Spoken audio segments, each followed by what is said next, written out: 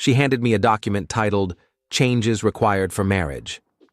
I said, "This is incredibly useful." Then I drafted my own list with one item. Find a new partner. I slid it back to her and left the restaurant. I, a 29-year-old man, had been dating Sarah, 27, for about 18 months. We'd moved in together 6 months ago. Things seemed solid, or so I thought. In hindsight, the red flags were there, constant critiques of my style, my friends, my interests. I figured that's just how relationships work, right? Compromise and all.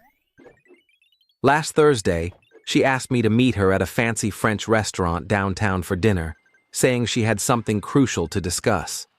I assumed maybe a job promotion or something. I arrived, and she was already there, looking deadly serious with a folder on the table. After ordering, she slid the folder to me. Before we move forward with our relationship, we need to address some things. I opened it. Inside was a laminated sheet titled Prerequisites for Marriage, Areas Where Ethan Needs to Improve. I'm not kidding. Laminated, like she'd gone to a print shop. The list. 1. Income. Increase salary by at least 40% within 12 months. Current earnings insufficient for our lifestyle aspirations. 2. Fitness. Join a CrossFit gym, lose 15 pounds, achieve visible abs. 3. Vehicle. Replace current Toyota Corolla with a marriage-appropriate car, Lexus, Tesla, or Porsche only. 4. Wardrobe. Complete style overhaul required with a linked Pinterest board of approved outfits. 5. Social circle. Phase out friends, Ryan, Luis, and Nate. Detrimental influences on our future. 6. Hobbies. Limit gaming to 2 hours weekly.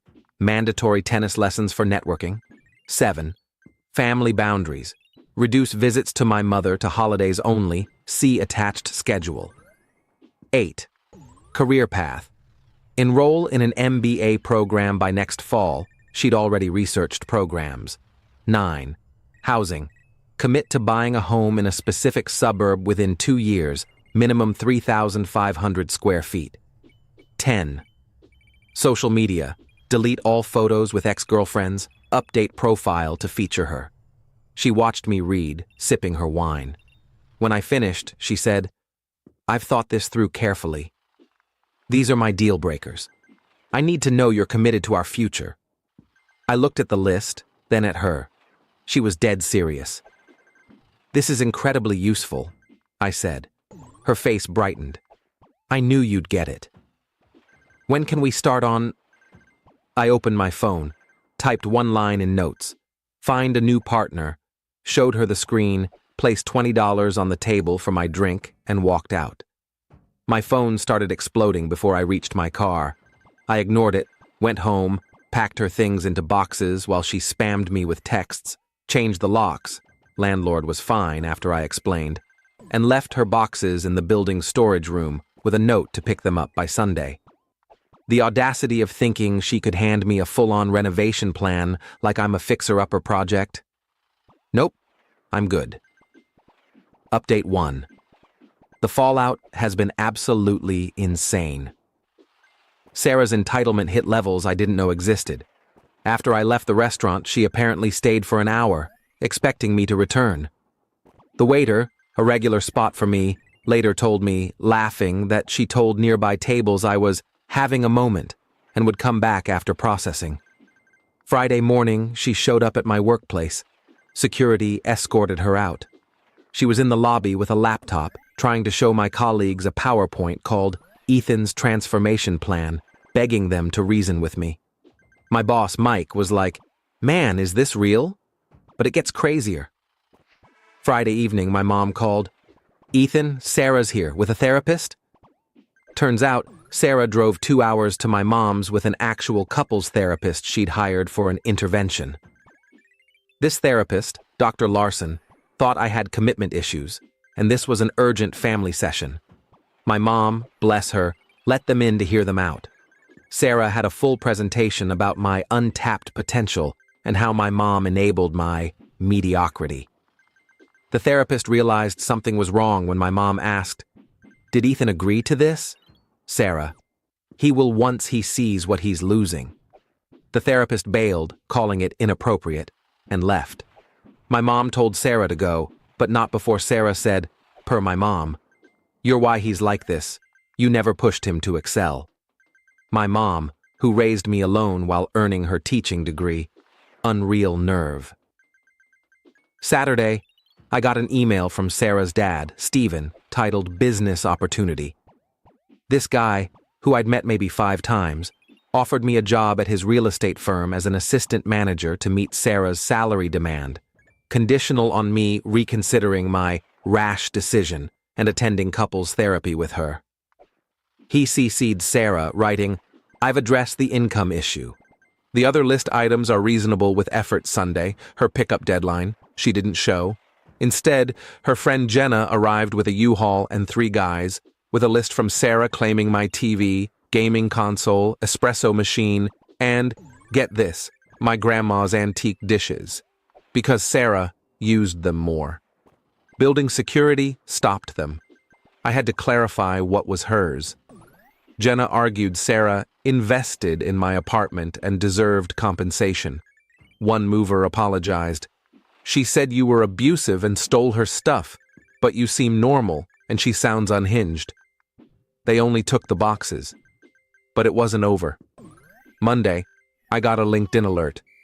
Sarah updated her profile to life coach and relationship mentor and posted an article, "When Your Partner Can't Keep." Up, a guide to aspiring upward. She didn't name me, but it was obvious, claiming she spent 18 months trying to elevate a partner stuck in average and created a relationship growth plan rejected by someone comfortable with less. The comments tore her apart. Someone found my post in a relationship forum and linked it. Her article was shredded and deleted within 2 hours, but screenshots spread. Last night, she texted from her sister's phone. "You'll regret this at 40, alone with your games." I replied, "Already happier alone with my games than with your lists." Blocked that number too. My friend Ryan, a bad influence, brought pizza and beer. We played Halo until 3 a.m., best Monday in months. Update 2, I thought it was done. Wrong. Sarah's entitlement went full supernova. Wednesday, the apartment office called. Sarah filed a complaint for illegal eviction and property theft, claiming she was a legal tenant and I violated her rights. She was never on the lease, never paid rent, just moved in. The office manager, Karen, said, "I've seen nonsense, but this takes it." The complaint listed her tenancy as 18 months, 6 months physical, 12 months emotional. Emotional tenancy. New one. Thursday, I'm at the gym. Not CrossFit, sorry Sarah. And her dad, Stephen, walks in, wearing brand new workout clothes with tags still on, pretending it's a coincidence. "Ethan, what are the chances?" "0, Stephen." Gym cameras later showed him waiting in his car for an hour for me to show up. He cornered me by the water cooler. "Son, let's talk man to man." Sarah comes from a solid family. She has high expectations because she was raised for greatness. Her approach might have been off, but her heart. "Stephen, she graded me like a report card. She sees your potential. She sees a project." Then he said, "I'll buy you the Lexus myself. Early wedding gift." I laughed so hard I sat down. "Stephen, I don't want a Lexus. I love my Corolla. It's paid off." His face reddened. "You're throwing away my daughter over ego? She chose you. No, she chose who she wanted to mold me into." He stormed out, leaving his new gym bag. Friday was calm. Too calm. Should have known something was brewing.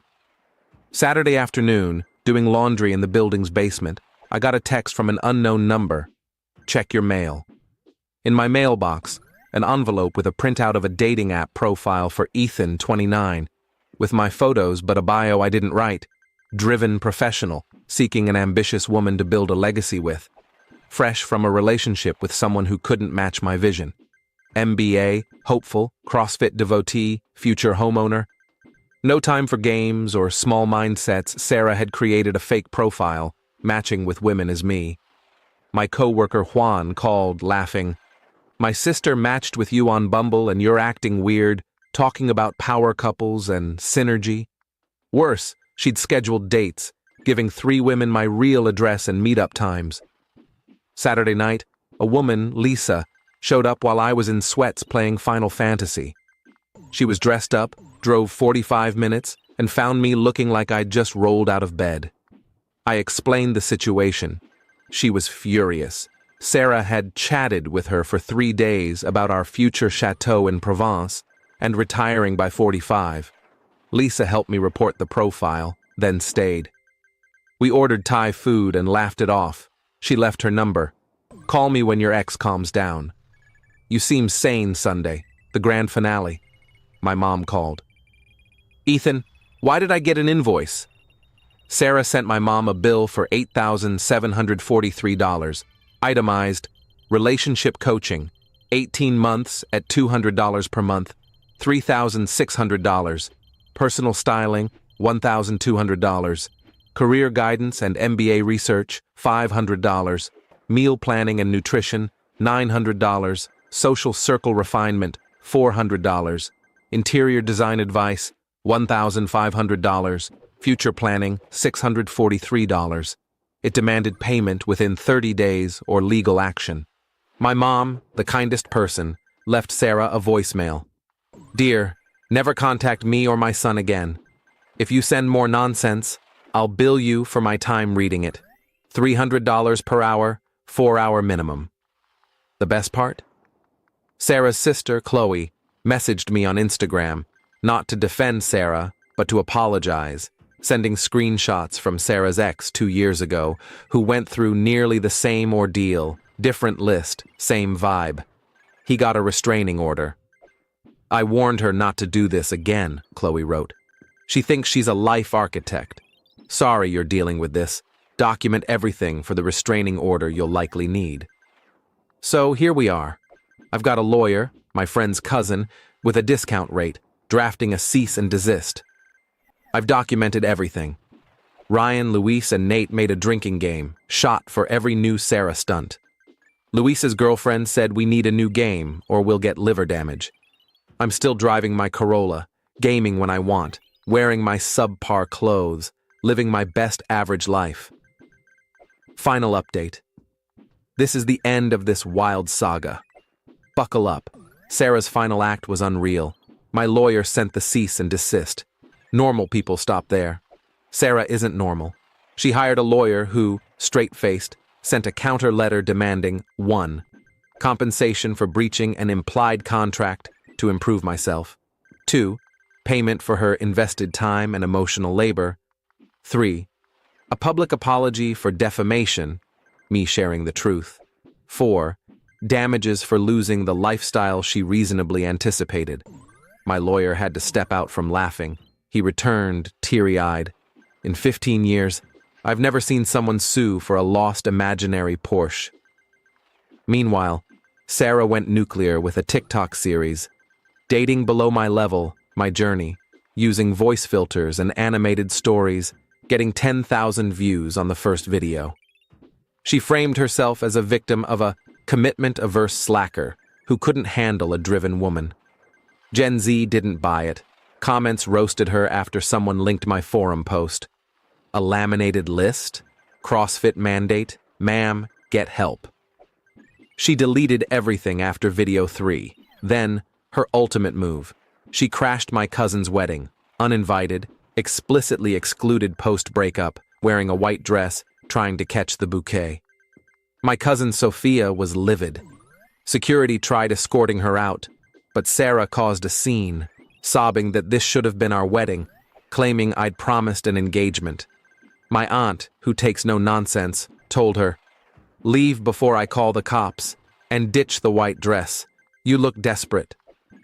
Sarah's final act? She grabbed the mic at the reception, attempting a speech about love overcoming barriers, staring at me. The DJ cut her off. My uncle Carlos and cousin Diego carried her out as she screamed about suing for assault. Diego, a sheriff, laughed. "Please try. I'd love to show this video in court." The restraining order was granted the next week. The judge reviewed the list, the invoice to my mom, the fake profiles, the wedding crash, and looked exhausted. "Ma'am, this is concerning." "Leave this man alone and consider professional help," Sarah claimed victimhood. The judge interrupted. "You billed his mother for being his girlfriend." "That's not normal," order granted. 500 feet, no contact, 2 years. The aftermath, Stephen apologized, unaware of the restraining order because Sarah used their address, claiming we were reconciling. He was horrified. "Ethan, we didn't raise her like this." Chloe messaged, "She's in real therapy now, not that fake intervention." Mom and Dad finally see it. "Sorry you had to expose her." My favorite twist? Lisa, from the fake date, and I have been hanging out.